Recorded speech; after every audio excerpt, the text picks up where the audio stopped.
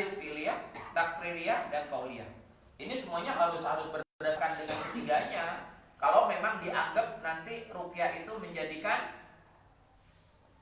hal yang utama dalam kehidupan seorang muslim, karena tidak bisa berdasarkan dengan Al-Qur'an saja atau hadis saja, harus bisa dengan keduanya. Dan hadis pun juga ketiga-tiganya itu fi'liyah, takririyah, dan qauliyah itu harus ada.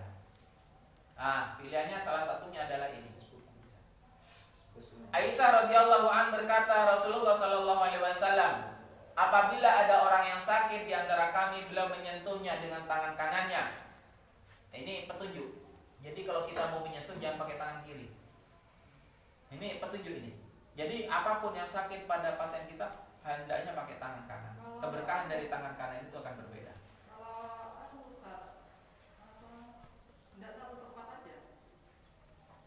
Tidak satu tempat itu kan biasanya ada tempat yang paling sakit.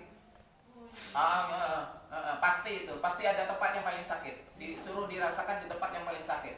Kalau umpamanya tidak ditemukan, ambil di kepala, di akalnya. Berarti akalnya bermasalah, sehingga akalnya itu tidak bisa menentukan tempat paling sakit. Berarti di akalnya. Abaikan penyakit-penyakit yang di tangannya, kakinya, dadanya, abaikan saja. Kalau umpamanya dia pada saat kita tanya itu bisa fokus nggak? Mana yang paling sakit di antara yang sakit? Sama semuanya. Berarti akalnya yang dirusak. Berarti kita fokus di akalnya, di ubun-ubunnya. Apa yang dibaca oleh Rasulullah? Ya ini. Allahumma adil ba'sa rabban nas isfi wa anta syafi. Ini teman-teman yang sudah meruqyah insyaallah sudah paham di sini. Ya. Lanjut ya. Waktu. Fi'liyah masih ini. Fi'liyah apa sih sebenarnya? Pekerjaan yang dikerjakan secara langsung oleh Rasul itu fi'liyah. Yang dikerjakan, ya, yang dicontohkan secara langsung, dipraktekkan secara langsung oleh Rasulullah. Ya, ini fi'liyah juga. Ini dibaca aja ya. Fi'liyahnya cuma satu. Kalau bawahnya nanti ada ujian ya mungkin dimintanya cuma satu, tidak akan mungkin semuanya. Jadi cukup mungkin yang tadi aja, yang bawahnya sudah melekat di otak aja. Karena mungkin ketebak sama tuh. Fi'liyah itu banyak. Ya, ini juga fi'liyah. Jadi telah menceritakan kepada kami ini ya Abdullah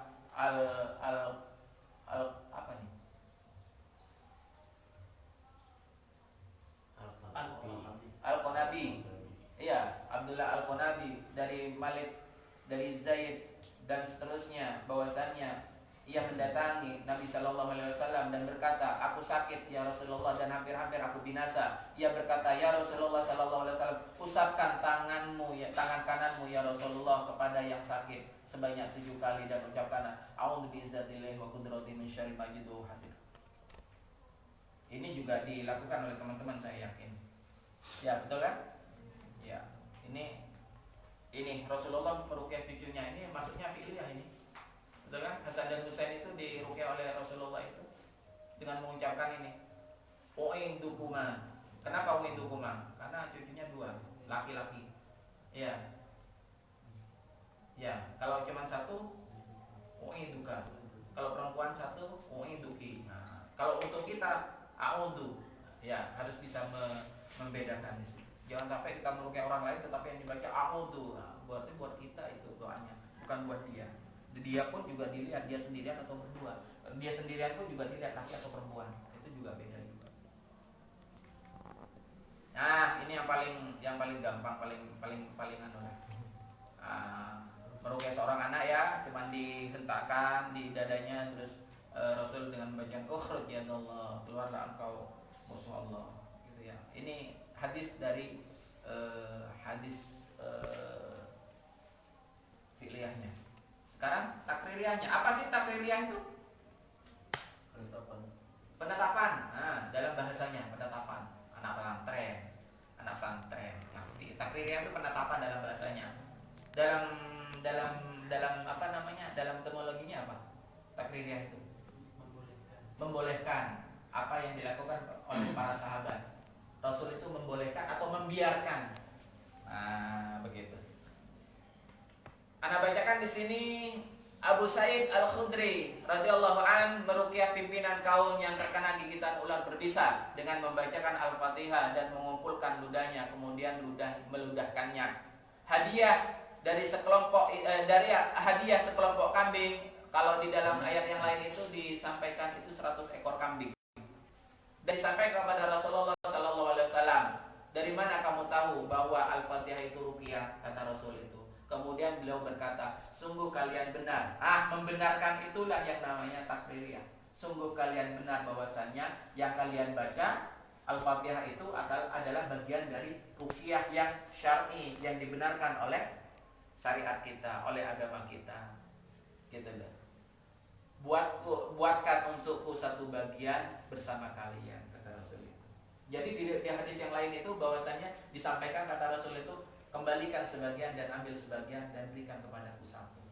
Dari 100 itu disuruh kembalikan sebagian, berarti 50 suruh kembalikan. 50 diambil tapi Rasul minta satu dari 50 itu.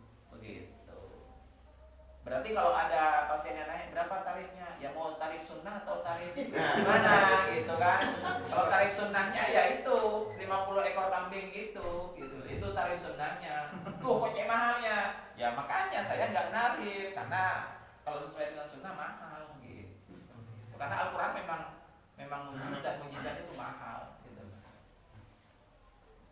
Kembali kepada sejarah dan hukum ruqyah gitu loh. Ya, hukum awal yang tadi yang saya sampaikan bahwasannya inna ruqa wa tamimah wa tiwala syirkun, sesungguhnya yang namanya tamimah dan tiwala itu adalah syirkin. Hukum awalnya gitu loh. Sehingga apa? Mulailah kepada apa? Kepada pelarangan ruqyah. Pada saat hukum awal tadi itu diharamkan ruqyah itu, barulah menginjak kepada larangan ruqyah di situ gitu loh. Ini salah satunya apa? Salah satunya ini yang dipegang oleh teman-teman, baik teman-teman salaf, teman-teman yang lainnya yang tidak mau diruqyah gitu kan. Ini yang dipegang. Ya, tidak termasuk 70.000 golonganku yang masuk surga tanpa hisab. Tidak termasuk, kata Rasul itu. Ini ancaman dari Rasul. Tidak termasuk 70.000 golonganku, orang-orang yang masuk tanpa hisab. Siapa mereka? Mereka adalah orang-orang yang pernah minta untuk diruqyah. Nah, gitu loh. Tidak pernah bertatoyur. Tatoyur apa? Menganggap sial pada binatang. Jadi kalau umpamanya ada kupu-kupu masuk, berdetangoy. Kalau umpamanya kejatuhan cicak, apes kemarin gitu kan. Ternyata keluar rumah ternyata tabrakan kan, gara-gara cicak, gitu kan, seperti itu. Contohnya adalah seperti itu. Dan tidak pula melakukan terapi kai. Kai itu apa? Dengan terapi menempelkan besi yang dipanaskan dulu di daerah yang sakit. Itu manjur? Memang manjur itu. Meskipun Anda sendiri tidak tahu manjur atau tidak. Tapi dari referensi yang ada itu hampir semua penyakit pada saat ditempelkan besi panas itu manjur. Betul. Yeah. Cuman kenapa Rasul sendiri itu melarang itu, Allahu a'lam. Ada hikmah sebenarnya. Mungkin ada mudarat-mudarat yang lain kayaknya. Allahu a'lam. Karena apa yang disampaikan oleh Rasul itu adalah wahyu dari Allah. Jelas itu seperti itu. Lanjut ya. Nah, Rasul membolehkan meruqyah. Seperti tadi yang saya sampaikan. Ini versinya Refati kan. Kalau tadi versi umum dari umum para ulama, ini khusus versinya Refati yang ana bacakan tadi sebenarnya. Barang siapa di antara kalian yang mampu memberikan manfaat kepada saudaranya, maka hendaknya lah dia lakukan. Waalaikumsalam. Masuk Mas.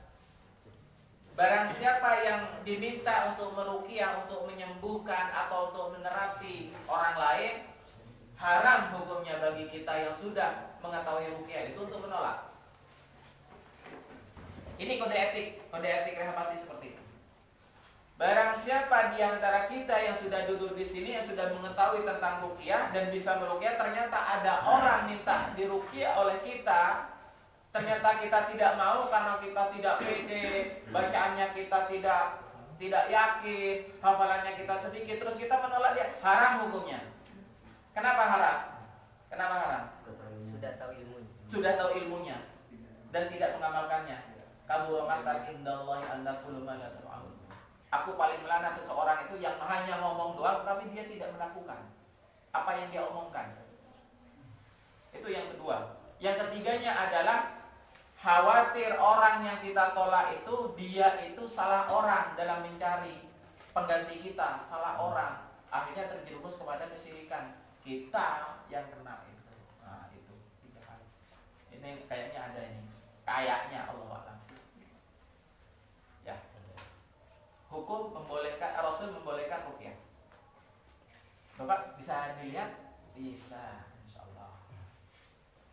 Lanjut. Ini masih dalam hukum ruqyah.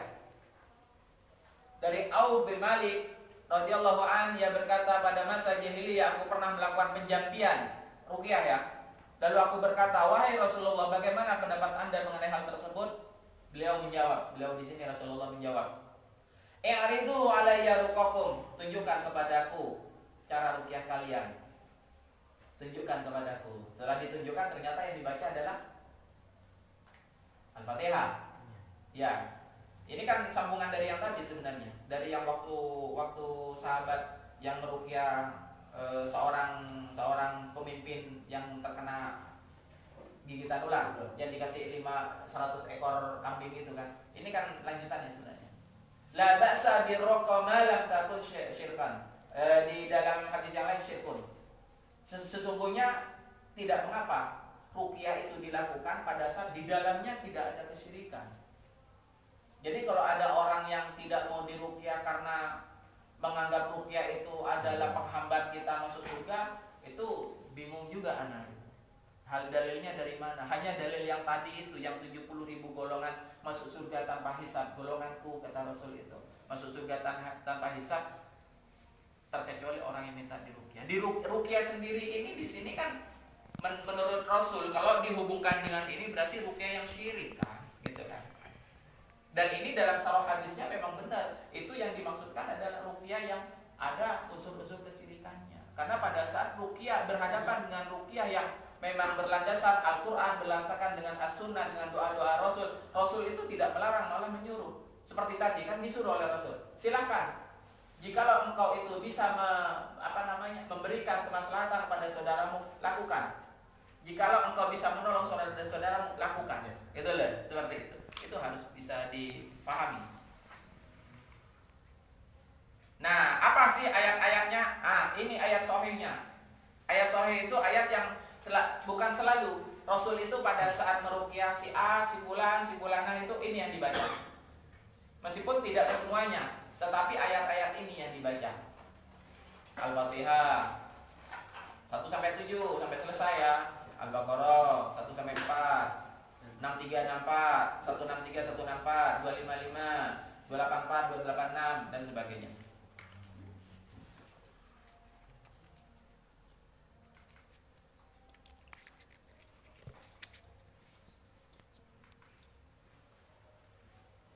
Kalau yang ditambah-tambahi oleh para ulama, terutama ulama-ulama salaf itu, yang terutama Syekh Abdul Salam Bali gitu ya, itu yang seperti ini. Al-Baqarah 1 sampai 5, bukan 1 sampai 4. Kalau tadi 1 sampai 4 ternyata 1 sampai 5. Al-Baqarah nambah, Al-Baqarah 102 kalau tadi tidak ada gitu kan. Kalau Rasul itu tidak membacakan Al-Baqarah 102, tidak pernah membacakan itu. Tetapi pada saat berkenaan dengan sihir dibacakan Al-Baqarah 102 itu, ternyata sihir itu lebih tergoncang. Lebih reaksinya itu lebih berarti kan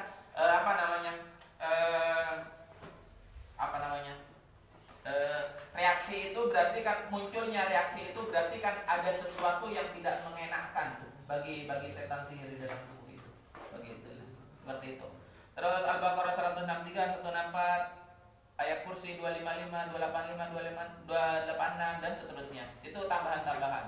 Terus diperjelas lagi oleh tim Rehapati itu dengan ayat-ayat ruqyah yang ini. Standarnya seperti ini, sunnahnya seperti ini, dan ada plusnya seperti ini. Standarnya itu Al-Fatihah, ayat kursi, Al-Ikhlas, Al-Falaq, An-Nas. Ini standarnya. Makanya kalau umpamanya ingin meruqyah, mau meruqyah, yang terpenting pede dulu. Pede dulu, baik terhadap diri sendiri, baik kepada Allah harus pede. Yang kedua, ya mungkin lah teman-teman diantara ini ada sih yang standar ini tidak menguasai. Kayaknya enggak lah. Al-Fatihah hafalkan, ayat kursi hafalkan, Al-Ikhlas, Al-Falaq, An-Nas, berarti sudah siap untuk meruqyah. Begitu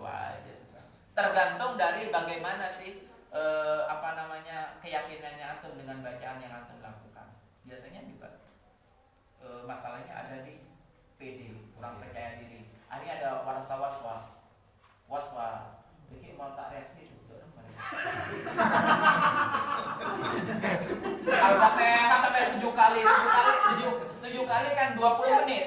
Wah, Fatihah sampai 7 kali. Dah ada. Gimana Pak? Enggak ada apa-apa. Bingung. Coba lah. Ayat kursi. Ayat kursi sampai betek ketong kali dia gitu. Setengah jam kan ayat kursi, ya enggak? 7 kali kan? Enggak nih, enggak ada apa-apa nih, sama aja tuh. Ada mulai bingung. Sampai Al-Falaq, sampai Al-Ikhlas, Al-Falaq, An-Nas. Sampai An-Nas ternyata enggak. Gimana Pak? Ada perbedaan? Kayaknya enggak ada perbedaan ya. Tuh. Pak, bingung kita itu. Karena apa? Awalnya kita emang enggak percaya diri. Jangan pernah menanyakan kepada pasien itu gimana setelah diruqyah dengan sebelum diruqyah. Jangan pernah menanyakan itu. Meskipun kita ingin tahu. Karena pada saat dijawab kayaknya sama aja Ustaz. Apa yang bisa antum lakukan kalau sudah ngomong sama saja? Apa yang bisa antum lakukan? Anak nanya sekarang. Apa mau diruqyah lagi? Siap antum meruqyah lagi. Dengan ayat apa? Ayat semuanya yang dipunyai sudah keluar semuanya. Ayat apa lagi gitu kan? Doa-doa Rasul pun juga tidak semuanya dikuasai gitu. Akhirnya yang kalau maunya di ruqyah ulang ayat itu lagi, kata pasiennya, maaf ya melong. Akhirnya 2 orang yang tidak khusyuk, ruqyahnya tidak khusyuk, tukang anunya juga pasien tidak khusyuk. Padahal Fatihah ayat kursi, kan bener katanya. Padahal Al-Ikhlas namanya, Al-Ikhlas kan bener aja, tebel-tebel kan akhirnya antara ruqyah dengan anunya kan gitu aja.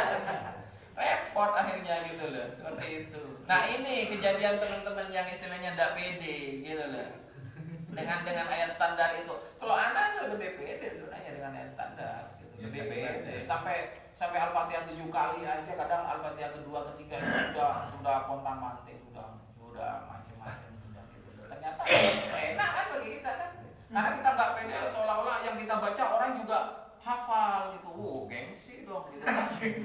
Nanti amplopnya kecil ya. Masalahnya orientasinya ke situ terus.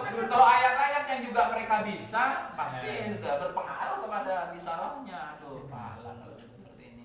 Terus inilah yang sunnah gitu. Di sini ada Ar-Rahman, ada Al-Jin 1 sampai 9, Al-Mu'minun.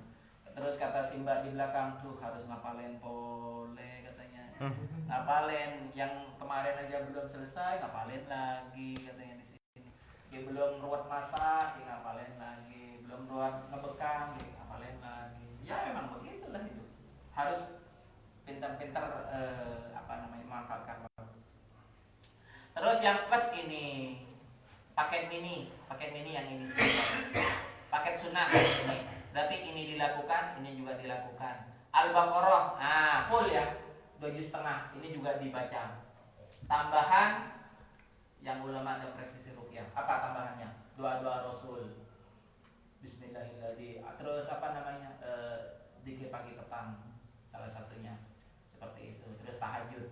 Tahajud itu salah satu dari ruqyah mandiri. Seperti itu. Paham ya? Lanjut. Nah, yuk kita kepada ciri-ciri ruqyah syariah menurut dari Rehab Hati.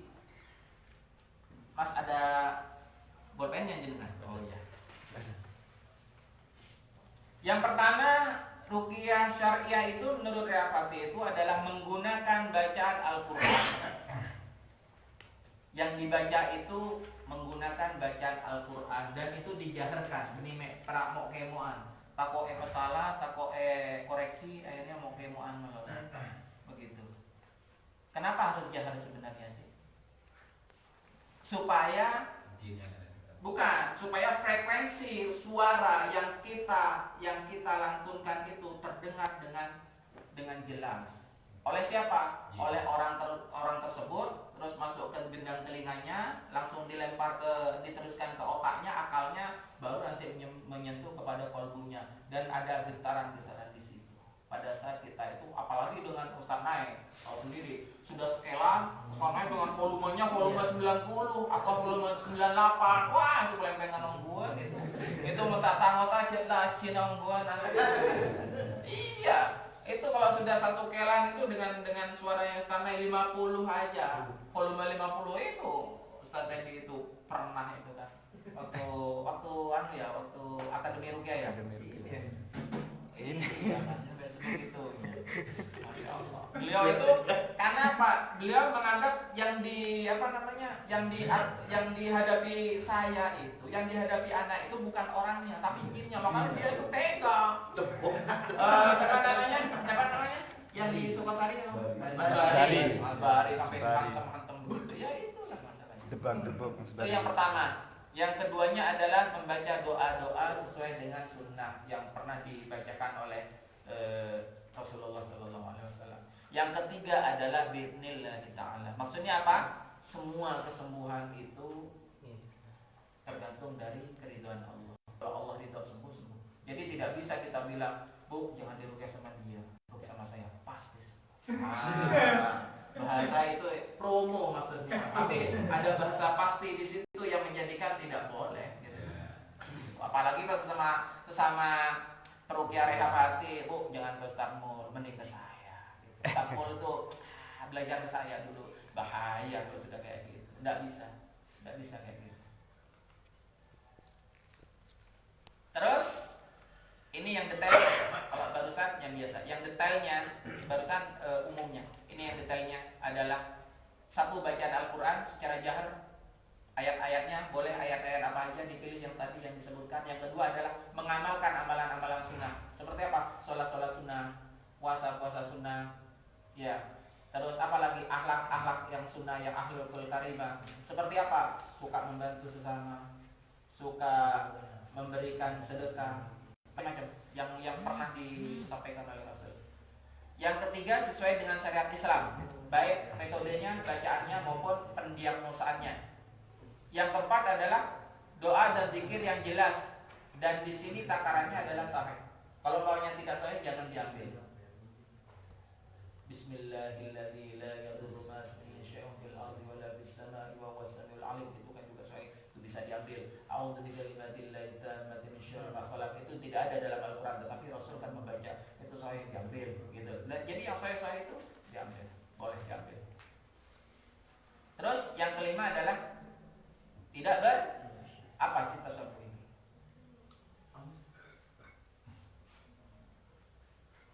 Apa sih tasawuf ini? Man tasabbaha biqaumin fahuwa minhum. Menyerupakan apa? Menyerupakan teori-teori, teknik-teknik, ritual-ritual yang bukan dari Islam. Contohnya apa? Yang keempat ini sudah sesuai, tapi yang kelima bertasabuh. Alaminya, ngalah marduk, asonson. Yang lain 4 dijalani ini yang lain, tapi pakai minyan itu kan orang-orang Hindu. Pakai kemenyan itu ritualnya orang Hindu. Ya enggak? Nah, itulah contoh bertasabuh. Kalau pakai itu gaharu. Kalau gaharu itu kan sunnah. Memang Rasul pakai gaharu. Ya? Iya, pakai gaharu. Baik minyaknya ataupun kayunya, kayu putihnya. Kayu gaharu itu sunnah. Bertasabuh ya, salah satunya itu. Terus yang keenam, tanpa ada sihir. Berkolaborasi akhirnya nanti. Berkolaborasi. Ini ada teman-teman yang pakai sihir. Dia masih punya tenaga dalam, tetapi tidak pernah ditunjukkan kepada teman-teman gitu. Tapi pada pasiennya itu, kodam tenaga dalamnya itu yang bekerja kepada dia begitu. Seperti itu ada teman-teman. Yang ketujuh adalah bertawakal, baik peruqyah maupun pasiennya bertawakal hanya kepada Allah, memohonnya hanya kepada Allah. Tidak diperbolehkan pasiennya tergantung kepada peruqyahnya, baik peruqyahnya pun juga mengandalkan dirinya sendiri. Enggak bisa. Terus kepada ciri-ciri ruqyah syirkiyah sekarang. Yang tadi ruqyah syariah, sekarang ciri-ciri dari ruqyah syirkiyah apa sih kira-kira? Biasanya ciri-cirinya itu biasanya sebelum mengobati nanya dulu ibu kandungnya siapa namanya. Kenapa kok selalu ibu kandung? Anak nanya, kok tidak bapaknya yang ditanya? Mungkin karena yang melahirkan. Iya, ada pertalian rahim. Kuat pertalian rahim. Makanya kalau ada anak yang sakit biasanya ibunya meskipun jauh itu biasanya keretak katanya biasanya nyambung. Seperti anak mau pulang, bundanya di rumah itu aku kok kangen ya gitu. Kalau anak cuek-cuek aja sih gitu kan. Tapi kalau ibu dengan anak itu beda. Ada di situ kenapa dimanfaatkan oleh para dukun itu. Yang kedua biasanya meminta pakaian bekas atau apapun ya bekasnya, bukan cuma pakaian sebenarnya. Bisa ludah bekasnya, bisa pakaian bekasnya. Pakaian itu bisa pakaian luar, pakaian dalam, atau bisa rambutnya. Apa yang bekas-bekas pokoknya itu menjadikan kekuatan dari sihir. Gitu. Yang ketiga biasanya hewan sembelian, minta ayam putih, kukunya putih, bedein, ya kan harusnya begitu ya. Kuku putih, jengger putih, mata putih gitu. Termasuk cucuknya itu putih, ya nggak ada. Tidak ada. Termasuk nanti kata dukunnya kalau disembelih itu juga darahnya putih gitu. Kan nggak mungkin gitu. Tapi ya karena memang pingin uang, ya kalau nggak bisa nyari, biar saya nyari, nitip uang aja ke saya. Gitu. Tujuannya gitu sudah. Syaratnya begitu. Terus yang selanjutnya adalah di antara mereka itu pasti akan memakai yang namanya jimat atau mantra-mantra komat kamit aneh yang kita tidak pernah dengar sebelumnya atau tidak mengerti artinya apa. Yang menggunakan isim dan ajimat-ajimat yang mungkar. Isim itu bisa berbentuk raja-raja, bisa berbentuk tulisan-tulisan, meskipun bukan raja, tulisan-tulisan yang ditulis kadang ditempel. Ya, ditempel di atas dinding, di atas tembok gitu, biasanya begitu. Macam-macam, ada yang ditaruh di dalam sabuk, yang dipakai sama orangnya. Iya, sama. Meskipun tulisannya Al-Fatihah, betul. Meskipun tulisannya Al-Fatihah itu bisa menjadi raja. Meskipun tulisannya Al-Fatihah, itu namanya raja Islami, raja Islami. Ayat kursi, benar ayat kursi itu yang ditulis itu benar, tapi ditempelkan itu masuk raja Islami. Dan semua ulama sepakat, karena apa? Ayat kursi itu bukan untuk ditempel, bukan untuk dipajang, tetapi untuk dibaca. Di situ yang menjadikan kesedihan. Gitu. Tapi kalau sudah seandainya ya, itu sudah ditempelkan lah di rumah. Kebetulan orang tua saya sendiri, saya kasih masukan mending dibuka. Malah. Iya, kita nggak bisa mendakwai orang tua kita itu butuh waktu. Kita nggak bisa butuh waktu. Anak sendiri 4 tahun dan didengar awal-awalnya. Tapi karena banyaknya pasien yang ke rumah, gitu kan, banyak pasien ke rumah, ada menangani pasiennya, terus keluarganya pasiennya itu ditemani oleh bapak anak, gitu kan, oleh ayah anak, gitu. Keluarga pasien itu yang ngobrol enak, nyaman di panjenengan, di kontra ustaz bisa. Ya mulai terbuka lah sedikit, bukan dari anak, dari orang-orang gitu. Akhirnya sekarang apa yang anak omongin didengar gitu. Seperti itu. Ya kan butuh waktu. Kalau kita pingin cepat melalui orang lain, orang yang istilahnya diguguk. Ya, dipercaya. Seperti kiai lah. Nah, seperti kiai. Kiainya pun juga bukan kiai sembarangan. Kiai yang istilahnya memang diguguk oleh orang tua kita. Nah, lewat situ gitu, bisa. Mengaku sakti. Nah, biasanya mengaku sakti atau bisa meramal. Karena ini kedua-duanya ini adalah pekerjaan khodamnya. Terus ini dia menernak khodam. Dan ini pernah anak alami sendiri waktu dulu SMA, masih SMA, masih bandel-bandelnya dulu, banyak bolosnya, tetapi pengen lulus. Dulu di tahun 94-95 pada saat Ektanas itu 3 hari yang sangat mencekam bagi semua orang. Betul. Jadi sebenarnya kita bahasa Inggris IPA itu dalam 3 hari itu satu mata pelajaran, dan itu juga menentukan kita lulus atau tidaknya.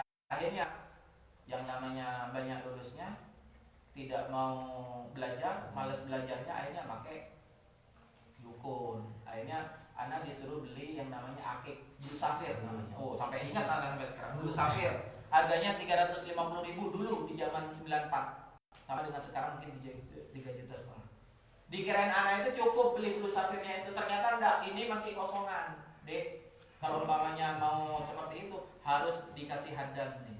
Hadamnya berapa? Per satu hadam itu dulu itu 5.000 per satu hadam. Sampean mau ngisi hadam berapa? Lebih banyak hadamnya, lebih nyaman sampean. Kalau maunya hadamnya bisa sampai 100 hadam, ini saya jamin potlotnya sampean, pensilan sampean ajalan TV. Betul ini. Anak ini pengalaman anak pribadi.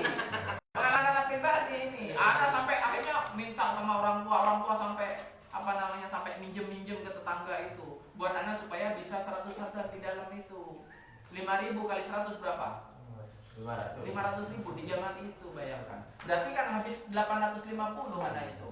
Ya kan? Harapan anak sudah bahwa itu sudah bangga. Masuk ke kamar sudah wah. Namanya apa buku itu jalan tinggi tanpa petelon. Iya, kesana itu bawa petelonnya. Jadi eson-eson petelonnya. Di samping kita bawa akiknya itu dengan keyakinan kita sudah begini dan begitu, katanya si dukunnya itu. Bukan dukun, itu ustaz kiai. Begitu. Betul.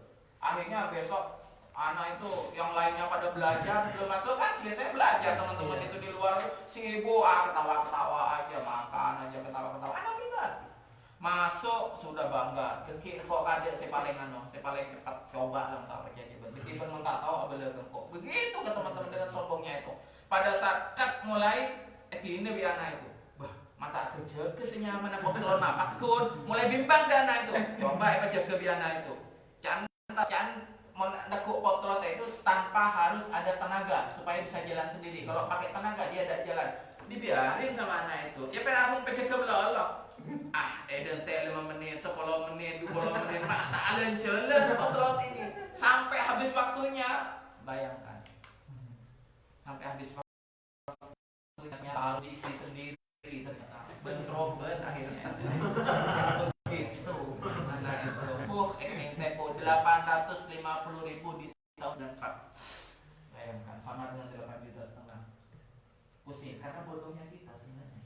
Dibodohin orang. Bisa nggak kira-kira itu dikembalikan? Nggak bisa. Ini juga. Sirik dalam amalan dan lain-lain. Ini secara spesifikasinya adalah alat dan cara-cara sihir yang dilakukan. Jelas ya, tidak ada sedikit pun yang berdasarkan Al-Quran dan Sunnah. Transfer energi seperti tadi, tenaga dalam, kebatinan, pernafasan. Contohnya apa? Suruh baca ayat kursi tapi 1 kali nafas. Tidak boleh 2 kali nafas, berarti tidak manjur. Sekali nafas. Kira-kira bacanya gimana tuh? Kecepatan cepat, tidak akan mungkin pas tumak nina gitu, nggak akan mungkin gitu. Ini yang ana sampaikan, instant healing. Apa instant healing ini? Penyembuhan secara instan. Jadi istilahnya dia itu bisa menjamin kesembuhan di saat itu juga. Benar sembuh memang. Biasanya pulang itu sakit lagi. Karena sembuhnya itu cuma tipu daya dari kodamnya biasanya. Menyembuhkan secara secara instan, secara sementara sih. Sementara. Pati rasanya berapa jam hilang, sudah hilang. Mantra komat kamitnya dengan bacaan-bacaan yang kita nggak mengerti bacaannya. Biasanya tidak dijaharkan. Biasanya mayoritas tidak dilantangkan. Biasanya komat kamit aja biasanya. Seperti itu. Ada yang mau dipertanyakan nggak? Biasanya ada kemenyan, ada tumbal. Ya tumbal salah satunya itu minta kepala kerbau, kepala hewan tertentu gitu. Tapi kalau biasanya kalau untuk hewan najis kayak minta daging anjing atau daging babi biasanya enggak. Biasanya kepada yang halal-halal. Gitu loh. Karena apa? Karena memang kalau yang sudah najis memang sudah makanannya setan, tapi yang halal itu bagaimana caranya menjadi najis. Begitu, seperti itu. Kemungkaran yang lainnya. Banyaklah kemungkaran yang lain. Contohnya apa? Kalau disuruh oleh ibunya, bantah. Jangan sekali-kali kamu menuruti. Ya, salah satunya. Ini ritualnya. Kalau disuruh khusus ibunya, bantah. Apapun disuruh. Suruh mandi, bantah. Jangan mandi dulu. Contohnya, begitu. Ada teknik seperti ini nih. Jangan salah. Ini kemungkaran, salah satu kemungkaran seperti itu. Sedangkan dalam Al-Quran kan kita bilang aja. Yang nanti aja itu udah boleh dalam Al-Quran. Begitu kan. Cara minta maafnya apa segala macam kalau sampai, karena kayak gitu kan tidak mungkin tidak kita lakukan sama orang tua. Cara gimana ya biar kita tidak melakukan ya bertaubat dulu kepada Allah. Apapun masalah kita dengan manusia, jangan kita fokus dengan manusia itu, karena yang membolak-balikkan hati manusia itu Allah. Makanya kita fokus kepada Allah dulu yang memegang hati manusia. Ya muqallibal qulub tsabbit qulubana ala dinik. Ya Allah, gitu kan, yang Kau Maha